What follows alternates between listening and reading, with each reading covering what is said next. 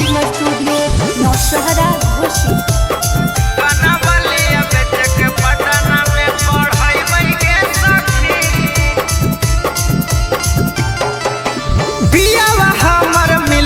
सखी बड़ी सुगवार गे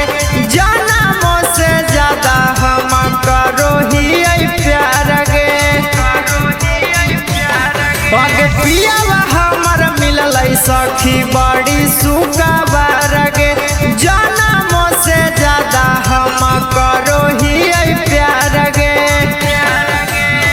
माथावा पटोकरी न ढोबै गे सखी कनवलिया बेच के पटना में पढ़ै गे सखी कनवलिया बेच के पटना में पढ़ै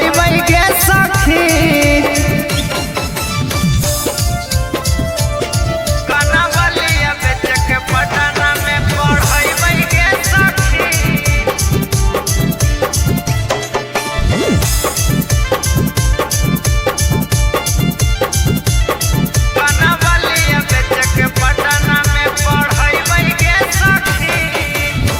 भले गे सखी हम नून रोटी खाई गे पियावा से नौकरी वाला फार्म भरबै गे भले गे सखी हम नून रोटी खाई गे पियावा से नौकरी वाला फार्म भरबै गे गे सखी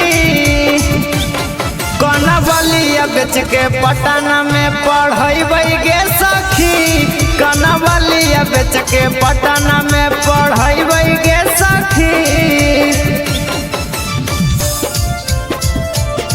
कनवलिया बेच के पटना में पढ़ै गे सखी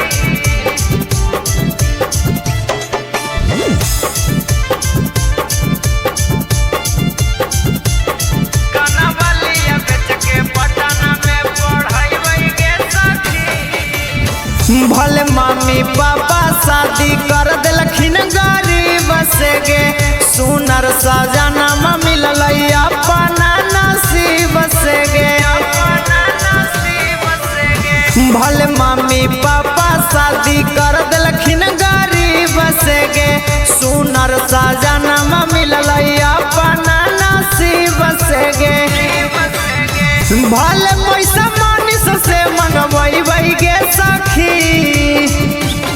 कनवलिया बेच के पटना में पढ़ै गे सखी कनवलिया बेच के पियावा के पढ़ै गे सखी। Music recording studio Nowshera.